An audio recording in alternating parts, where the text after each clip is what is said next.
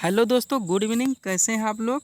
दोस्तों, ये हमारा यूपी ट्रिपल एस सी पेट 2022 का टेस्ट सीरीज नंबर 5 है, जिसमें हम लोग हिंदी के महत्वपूर्ण अपठित गद्यांश को समझने व उनके प्रश्न को हल करने का प्रयास करेंगे।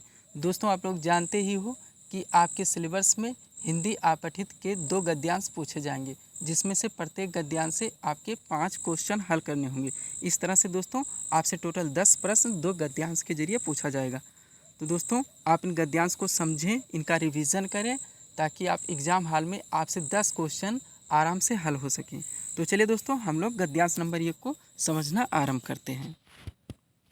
दोस्तों, यह है हमारा गद्यांश नंबर 1। इसको पढ़ते हैं हम लोग। दोस्तों, कहा गया है कि अनुशासन और स्वतंत्रता के संबंध में अनुशासन और स्वतंत्रता के संबंध में कई लोग इनमें परस्पर विरोध समझते हैं, किंतु वास्तव में यह भ्रम है। अनुशासन से स्वतंत्रता नहीं छिन जाती। आप दोस्तों जो मेन शब्द हैं उनको आप टिक कीजिए, क्योंकि आंसर आपका वहीं से निकलेगा। तो यहाँ पे अनुशासन से स्वतंत्रता नहीं छिन जाती, बल्कि दूसरों की स्वतंत्रता की रक्षा होती है। सड़क पर चलने के लिए हम स्वतंत्र हैं, हमें बाईं ओर चलना चाहिए, किंतु हम चाहें तो बीच में भी चल सकते हैं। ऐसा करने से हम अपने प्राण तो संकट में डालेंगे ही, ये भी अंडरलाइन कर लेंगे दोस्तों, इस पर भी टिक कर लेंगे, संकट में डालेंगे ही, दूसरों की स्वतंत्रता भी छीनते हैं। विद्यार्थी भारत के भावी राष्ट्र निर्माता हैं, ये भी आप देखिएगा। उन्हें अनुशासन के गुणों का अभ्यास अभी से करना चाहिए, जिससे वह भारत के सच्चे सपूत कहला सकें। यह है दोस्तों हमारा गद्यांश। इसको एक बार में कांस्टेंट होकर पूरा फिर से पढ़ जाते हैं, ताकि आंसर लगाने में हमें कोई दिक्कत ना हो। दोस्तों देखिए आप पढ़ते कैसे हैं इसको। अनुशासन और स्वतंत्रता के संबंध में कई लोग इनमें परस्पर विरोध समझते हैं, किंतु वास्तव में यह भ्रम है। अनुशासन से स्वतंत्रता नहीं छिन जाती, बल्कि दूसरों की स्वतंत्रता की रक्षा होती है। सड़क पर चलने के लिए हम स्वतंत्र हैं, हमें बाईं ओर चलना चाहिए, किंतु हम चाहें तो बीच में भी चल सकते हैं। ऐसा करने से हम अपने प्राण तो संकट में डालेंगे, मतलब बीच में चलेंगे तो प्राण संकट में डालेंगे ही, साथ ही साथ दूसरों की स्वतंत्रता भी छीनते हैं। विद्यार्थी भारत के भावी राष्ट्र निर्माता हैं, उन्हें अनुशासन के गुणों का अभ्यास अभी से करना चाहिए, जिससे वह भारत के सच्चे सपूत कहला सके। ये रहा दोस्तों हमारा गद्यांश। अब इसे हमें 5 क्वेश्चन हल करने हैं। चलिए देखते हैं क्वेश्चन को। दोस्तों क्वेश्चन नंबर हमारा 1 है, अनुशासन और स्वतंत्रता का परस्पर संबंध है। ये रहा नीचे हमारा विकल्प। हम लोग गद्यांश पढ़ चुके हैं। पहला 3 और 6 का आप कांस्टेंट होगा दोस्तों, इसे देखिएगा। पहला 3 और 6 का ऐसा कुछ इसमें गद्यांश में आपके मेल नहीं खा रहा दोस्तों। 3 और 6 ऐसा कुछ मेल नहीं खा रहा है, इसलिए हम इसे काट देंगे। ये तो हो नहीं सकता। जो ना हो सके दोस्तों, उस विकल्प को तुरंत आप काट दें। इससे आपके क्वेश्चन को हल करने में सहजता होगी और आप निश्चित ही सही आंसर तक पहुंच सकेंगे। नहीं देखेंगे दूसरा 3 और 3 का, ये बराबर दिया गया है दोस्तों, इसको रोकेंगे और अन्य विकल्पों को देखने का प्रयास करेंगे। 9 और 11 ऐसा कुछ नहीं दोस्तों। 3 और 9 ये भी दोस्तों, ये सब विषम चीज़ें दी गई हैं। 3 और 3 का मतलब होता है दोस्तों परस्पर संबंध, स्वतंत्रता का परस्पर संबंध। किससे? अनुशासन का, यानी 3 और 3 का, 3 और 3 का अनुशासन और स्वतंत्रता का परस्पर संबंध है। यही कह रहा है किसका? बराबर का, यानी 3 और 3 का। ऐसे दोस्तों क्वेश्चन आपको हल करने होते हैं। थोड़ा बहुत दोस्तों इसमें पटांग भी दिया आता है, लेकिन आपको दोस्तों कांस्टेंट उनको बराबर करके हल करने होते हैं। तो पहले का आंसर हमारा बनेगा दोस्तों विकल्प नंबर बी। विकल्प नंबर बी हमारा पहले का आंसर बनेगा दोस्तों। क्वेश्चन की रिकॉर्डिंग, अनुशासन क्वेश्चन था, अनुशासन स्वतंत्रता का परस्पर संबंध।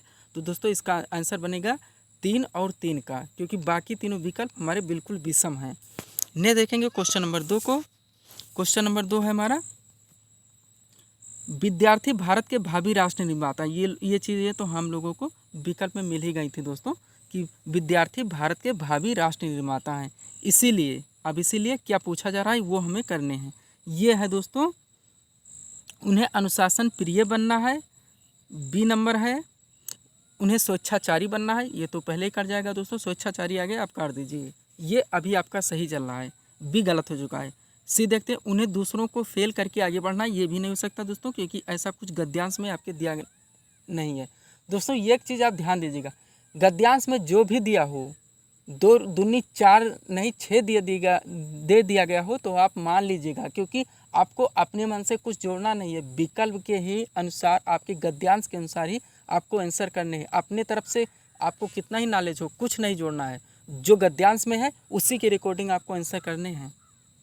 लास्ट डी है, उन्हें सपूत बनना है। उन्हें सपूत, तो सपूत जैसा कोई चीज़ दिया नहीं गया है दोस्तों।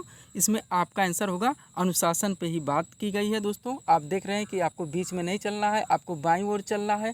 आप भावी राष्ट्र निर्माता है, आप दूसरों की स्वतंत्रता नष्ट नहीं कर सकते।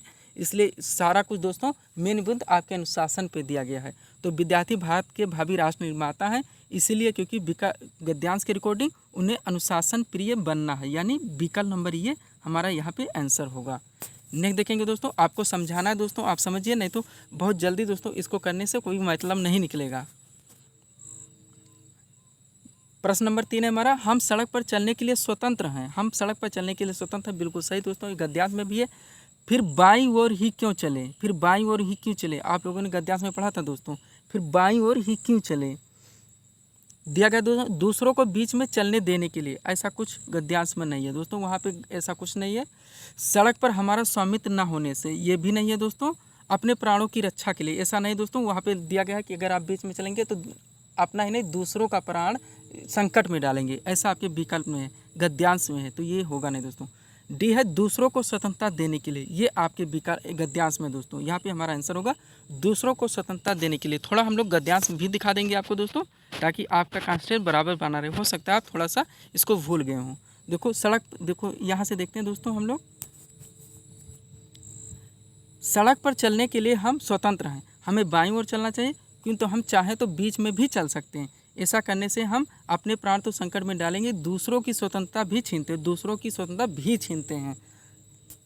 तो दोस्तों हमारा आंसर यही था, दूसरों को स्वतंत्रता देने के लिए। यहाँ विकल्प में मिला कि हम अगर बीच में चलते हैं तो दूसरों की स्वतंत्रता छीनते हैं, तो हम सड़क पर चलने के लिए स्वतंत्र हैं, किंतु हम बाईं ओर ही क्यों चलें, क्योंकि आंसर आपका डी बनना है, दूसरों को स्वतंत्रता देने के लिए, ना कि उनका छीनने के लिए। नहीं देखेंगे क्वेश्चन नंबर 4 को। 4 नंबर क्वेश्चन है दोस्तों हमारा, अनुशासन और स्वतंत्रता, केवल इतना ही दिया गया है दोस्तों। इसको आप गद्यांश की रिकॉर्डिंग जोड़ना है विकल्प से। अनुशासन में स्वतंत्रता क्या लिखा है, पहले छिन जाती है, बिल्कुल गलत। अनुशासन में स्वतंत्रता थोड़ी छिनेगी, दूसरा छीनती नहीं, बल्कि दूसरों को स्वतंत्रता की रक्षा होती है। ये भी हमारा चलेगा दोस्तों, ये भी हमारा चलेगा, क्योंकि विकल्प की रिकॉर्डिंग आपके गद्यांश की रिकॉर्डिंग सही बनना है।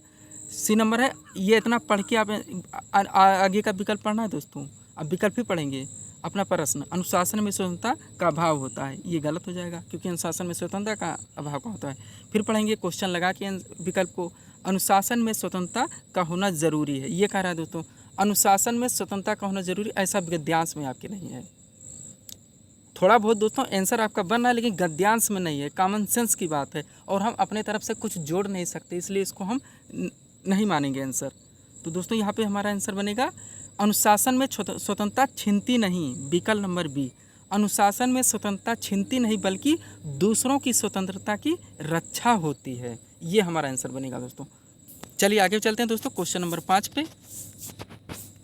5 नंबर हमारा क्वेश्चन है दोस्तों, अनुशासन में स्वतंत्रता का छिन जाना मात्र ये क्या है, क्रांति है, भ्रम है, तृष्णा है, उपाय है। तो दोस्तों आपकी गद्यांश की रिकॉर्डिंग क्या बोला गया है, भ्रम है।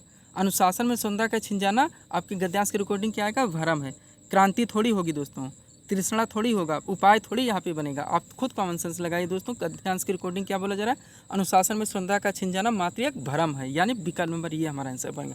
तो इस तरह से दोस्तों आपकी ये गद्यांश से टोटल 5 प्रश्न बनेंगे। आप गद्यांश कॉन्सेंट्रेट होकर पढ़िए और उनका आंसर लगाने की कोशिश कीजिए। आगे की टेस्ट सीरीज में दोस्तों हम लोग इनको थोड़ा जल्दी करेंगे, लेकिन यहाँ आपको समझाना है, क्योंकि गद्यांश का ये टेस्ट सीरीज नंबर 1 है।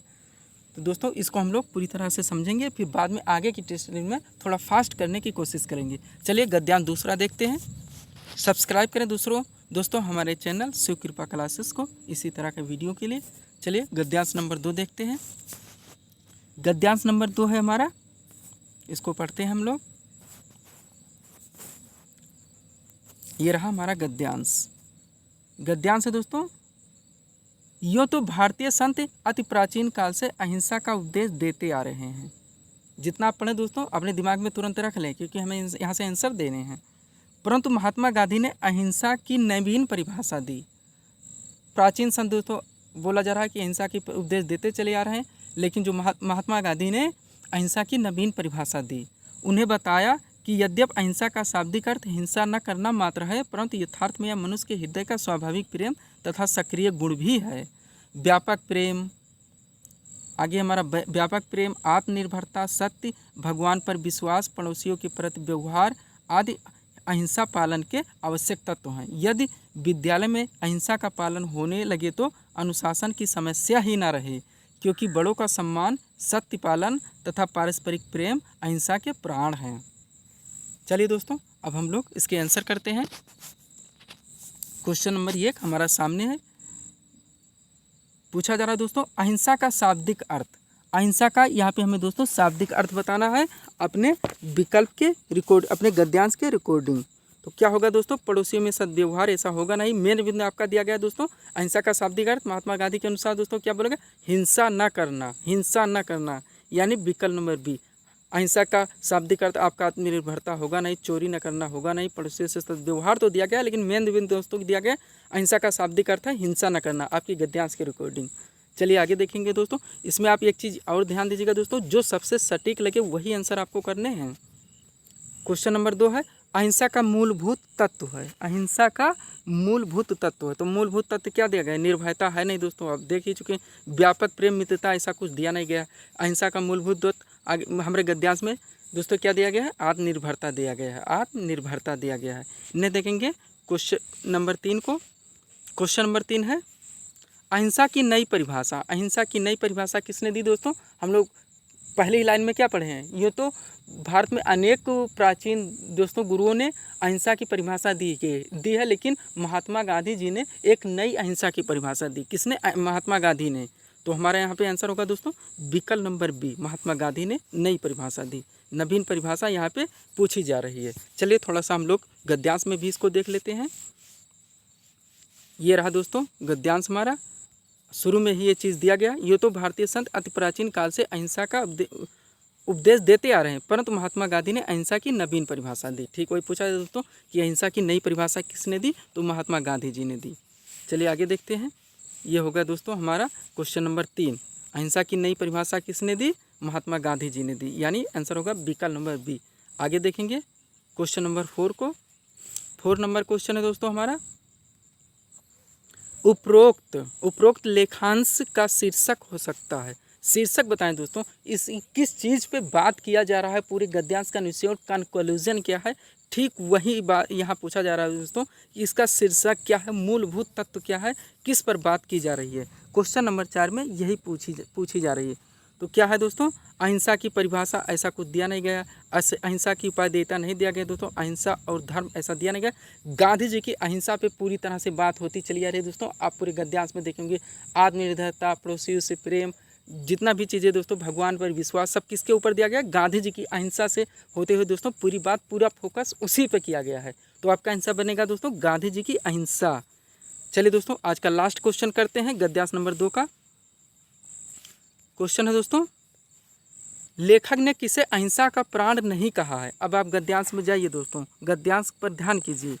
तो बड़ों का सम्मान आप लोग पढ़ ही लिए हैं दोस्तों, सत्य पालन, पारस्परिक प्रेम, न्याय की बात यहाँ पे नहीं की गई दोस्तों। तो हमारा आंसर होगा विकल्प नंबर डी, न्याय की बात यहाँ नहीं की गई दोस्तों। एक चीज़ और मैं बार बार बोलता हूँ, क्वेश्चन को पूरा पढ़ने का प्रयास कीजिए। लास्ट में हाईलाइट नहीं किया था कि आपसे हाँ पूछा जा रहा है या नहीं पूछा जा रहा है, तो यहाँ पे आपको नहीं बताना है। तो बड़ों का सम्मान किया गया है, इसलिए आपका आंसर होगा नहीं। सत्य पालन की बात की गई है, इसलिए ये आपका आंसर होगा नहीं। पारस्परिक प्रेम की बात की गई, इसलिए ये भी आपका आंसर होगा नहीं। आंसर होगा दोस्तों आपका विकल्प नंबर डी, न्याय, क्योंकि न्याय पर यहाँ पे बात नहीं की गई है, न्याय पे यहाँ पर बात नहीं की गई है। अतः हमारा आंसर होगा दोस्तों यहाँ पे विकल्प नंबर डी। चलिए थोड़ा सा हम लोग इसके गद्यांश पे भी फिर से फोकस कर लेते हैं। क्वेश्चन नंबर 5 के लिए, अहिंसा का प्राण किसे नहीं कहा गया है, ये हमें बताना है दोस्तों। चलिए हमारा गद्यांश आ गया है, इसको भी रिपीट कर लें दोस्तों। अगर कोई भी कन्फ्यूज़न हो आपको एग्जाम हॉल में आंसर करने में, तो आप तुरंत गद्यांश पे फिर फोकस कीजिए, फिर आप क्वेश्चन देखिए, फिर अपने आंसर कीजिए। तो दोस्तों देखिए आपको क्या नहीं कहा गया, उन्होंने बताया कि यद्यपि अहिंसा का शाब्दिक अर्थ हिंसा न करना, ये हमारा 4 नंबर का आंसर था। परंतु यथार्थ में या मनुष्य के हृदय का स्वाभाविक प्रेम तथा सक्रिय गुण है। व्यापक प्रेम दिया गया दोस्तों क्वेश्चन नंबर 5 के विकल्प में। आत्मनिर्भरता भी दी गया, सत्य पालन, ये सब दिया गया। यहाँ पे न्याय की बात नहीं की गई है, तो वहाँ पे हमें आंसर में देना दोस्तों जो नहीं किया गया है वही पूछा गया है, तो क्या होगा दोस्तों न्याय, यानी आंसर होगा दोस्तों हमारा विकल्प नंबर डी। ये चीज़ आप बराबर ध्यान दीजिएगा दोस्तों, नहीं और हाँ सत्य पूछा जा रहा है या असत्य पूछा जा रहा है, क्योंकि ये हाईलाइट नहीं किया जाता है कि आपसे पूछा किया जाता है, इसलिए क्वेश्चन को पूरा पढ़ना जरूरी होता है। तो दोस्तों ये थे हमारे 2 गद्यांश और उनके आंसर। इसी तरह के दोस्तों हम और टेस्ट सीरीज लगाएंगे, सारे पूरे सिलेबस को दोस्तों महत्वपूर्ण MCQs के जरिए कवर किया जाएगा। आप दोस्तों जुड़े रहिए हमारे चैनल शिव कृपा क्लासेस से और इसे सब्सक्राइब करें दोस्तों, शेयर करें, लाइक करें। तो मिलते हैं दोस्तों हम अपने अगले टेस्ट सीरीज़ के साथ। Thanks for watching.